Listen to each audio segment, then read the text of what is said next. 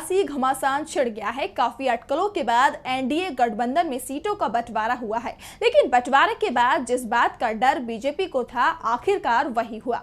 गठबंधन में शामिल दलों की नाराजगी पार्टी को भारी पड़ रही है।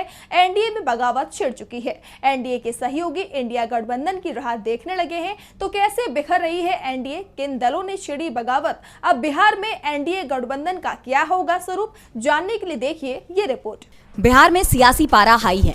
एनडीए गठबंधन में बड़ी फूट पड़ गई है।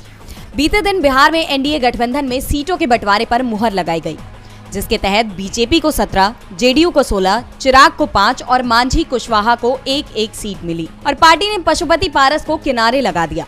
उनकी पार्टी को एक भी सीट नहीं दी गई। पशुपति पारस ही नहीं, मुकेश सहनी की पार्टी भी खाली हाथ रही, जिसके बाद एनडीए में बगावत छिड़ गई है। आरएलजेपी के नेता पशुपति पारस ने केंद्रीय मंत्री के पद से इस्तीफा दे दिया है। पशुपति पारस को पहले से ही एहसास हो गया था कि बीजेपी किसी की सगी नहीं है और उन्होंने पहले ही दल बदलने को लेकर संकेत भी दे दिए थे। इस्तीफे के बाद मीडिया से बात करते हुए पशुपति ने कहा कि एनडीए ने मेरे साथ नाइंसाफी की, अब मैं तय करूंगा कि जाना कहां है।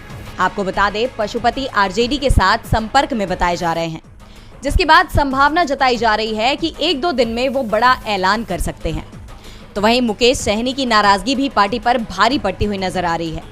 एनडीए गठबंधन में मुकेश सहनी की पार्टी वीआईपी को भी पूरी तरह से इग्नोर कर दिया गया है, जिसके चलते वो भी नाराज बताए जा रहे हैं और कयास लगाए जा रहे हैं कि सहनी जल्द ही इंडिया गठबंधन में शामिल हो सकते हैं। उन्होंने इसके संकेत पहले ही दे दिए थे। उपेंद्र कुशवाहा की पार्टी को हालांकि एनडीए ने 1 सीट दे दी है, लेकिन उपेंद्र की मांग 3 सीटों की थी और उनकी मांग पूरी नहीं होने को लेकर हाईकमान से उनकी नाराजगी भी जाहिर है।